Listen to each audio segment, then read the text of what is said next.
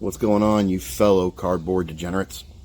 Here we go. I had some time last night watching the Wheel of Time on Amazon. I clued together the top 10 questions I could find across all my platforms for me to answer Sunday morning for you. Let's go ahead and make this happen. Sunday morning in the backyard, question number 1. Do I have a shop? Is this my full-time gig? 100%. It is not. I'm an engineer by trade. That's what I do for a living. I was in the military for 14 years, got medically retired. I do this for a hobby. I've always done this for a hobby. I do it on the side. I've been doing it for a long time, but we'll address that later. So moral of the story is this. No, I do it for fun. I do it to fund my PC. I do it for the community and the camaraderie, things like that. This is in no way my full-time job and in no way a shop of any kind. Question number 2, is all your content recent? Seems like an odd question, right? But it's a very, very good one, and whoever was paying attention noticed some things. So here's the thing, right? I set up at one show a month, and one show only. So what happens is over time, and there's a gap of a couple of months throughout the year. So what I tend to do is I'll take content, let's say I record 7, 8, 9 hours of video, right? I used to turn that into a 30 to 40 minute vlog.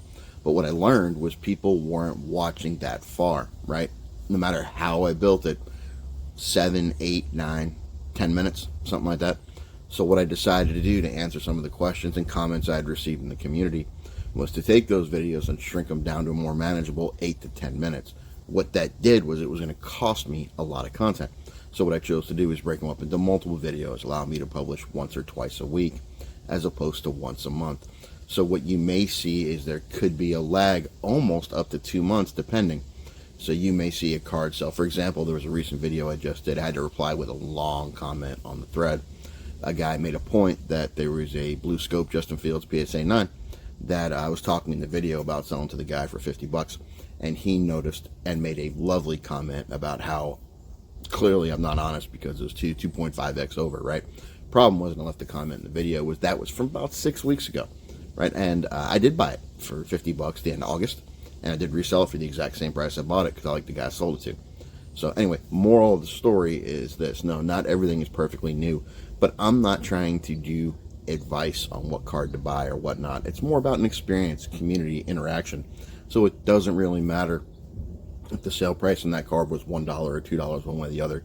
It's more about showing the other things. That's why I do the videos and why I have fun doing it. Question number 3.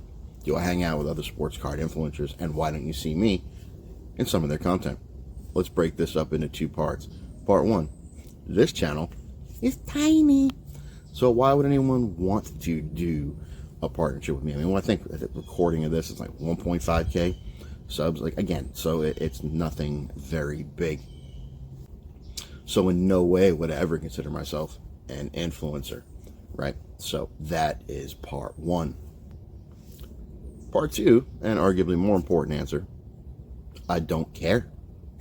I'm not trying to get big. I'm not trying to rub faces with anyone else. I don't want to do any of that. That's not me. That's not who I am. Look, I'm me. I'm authentic. I have a good time.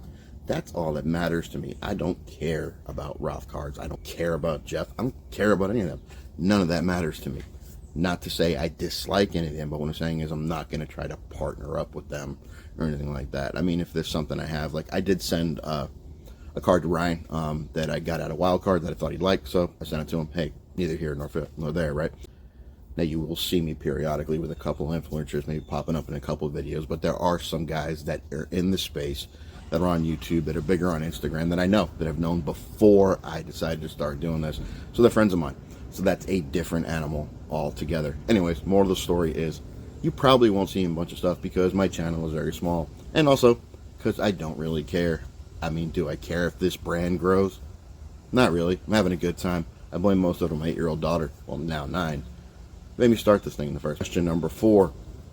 What NBA players do I suggest you buy for next year? That answer is none. I'm not going to make player recommendations.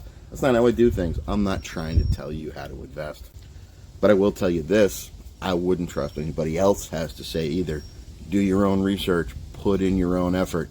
If you're going to invest in someone, go ahead and be smart. Look at the analytics. Look at the player opportunity.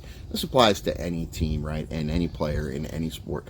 You do you. You figure out the way you think you need to do it and absorb that. Again, you're not going to get recommendations from me. I may mention in a video a player collecting in conversation or something like that, but that is not any means advice and should never be taken as that. Question number 5. How long have I been doing sports cards?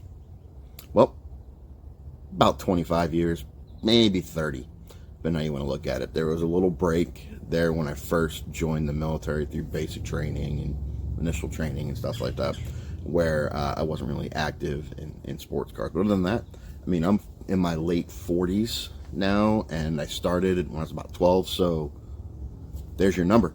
I've been in or out of the space that whole entire time. Now, I didn't really pop up on social all that much. That wasn't really a thing until, I don't know, the last couple of years. But in the local area, wherever I've lived, I have been very active in sports cards and will continue to be probably until the day I die. Hopefully there's a nice collection left behind for the family. Question number 6. Do you make any money from this YouTube channel?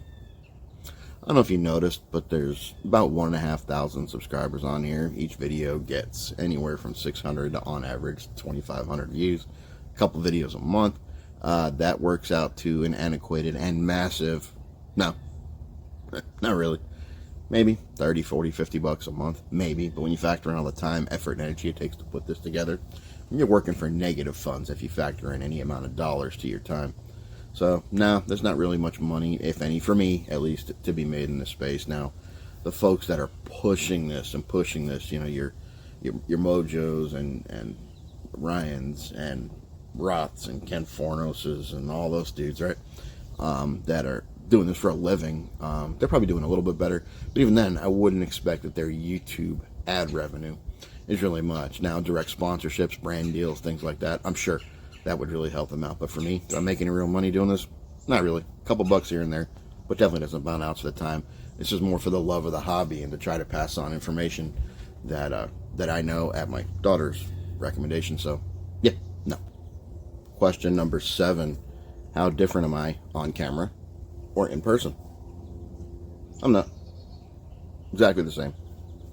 One of the advantages to running a YouTube channel that makes you no money, and that is a side job at best for you and more labor love, is you're not trying to pretend to be anything other than what you are. You really shouldn't anyway. But, so to me, phrases like this, no comps given, is pretty much how it goes. I don't really care what anybody else thinks of me. I never have, I never will. I talk to everyone at my regular day job, and they will confirm as well. Yeah, what you see is what you get. I'm an honest broker. I'm a good guy, I think. I mean, some people would argue I'm an a-hole, but that's for different reasons. So, no, I'm the same person. And in fact, you know, you could even talk to a lot of the guys you see in the videos that I make, because I do have a lot of return customers. They'll tell you, I am who I am.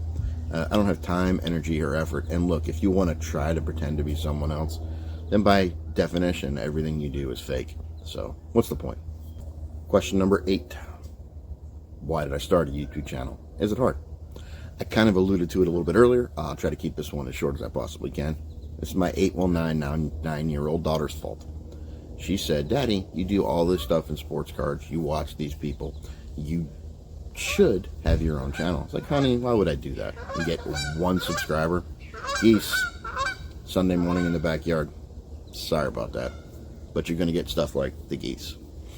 No, so, yeah.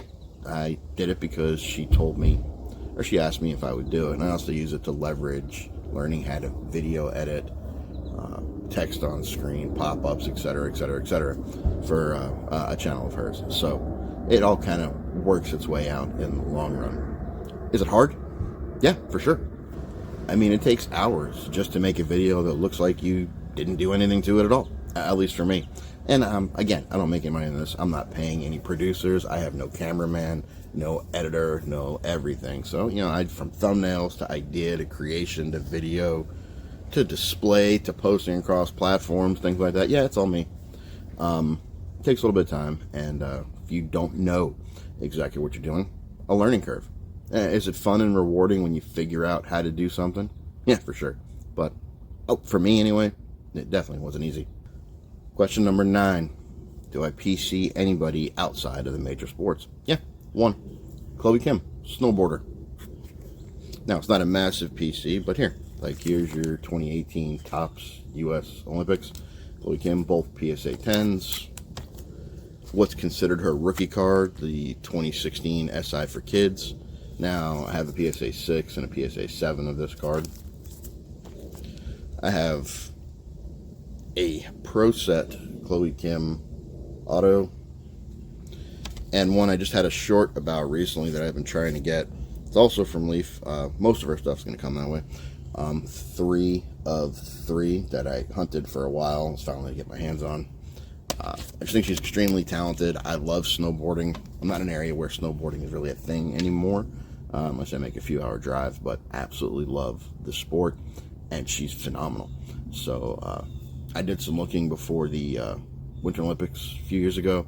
I was like, yeah, I think I'm going to try to build a little PC. Now, again, that's small, right? That's 6 cards. I think I have 3 more on the way, a couple in ComC and 1 in another vault. But, yeah, so Chloe can be the answer to that question.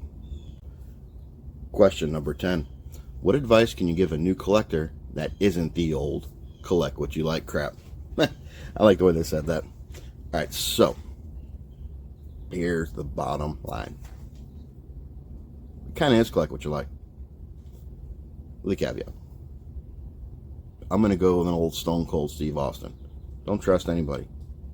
Trust yourself.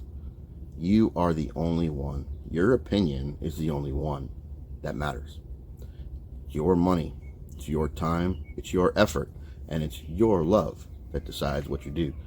Don't ever just blindly take someone else's word for it. Would you do that to buy a car? Would you do that to buy a house? Would you do it to get a seat on a flight? No, you wouldn't. So why would you do it anywhere from $5,000 to $50,000, depending on where you sit in the spectrum, on a card? Make sure you do your due diligence. Don't rush. Take your time. Do your research. It's your opinion and your opinion alone that should be the driving force in the decisions that you make in this hobby, especially when it involves your money.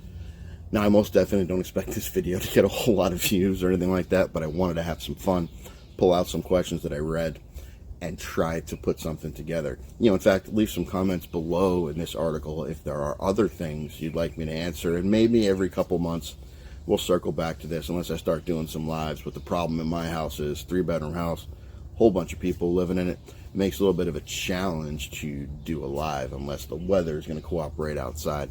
So I don't know. We'll see where we go from here. But regardless, leave a comment if you want the next set of questions.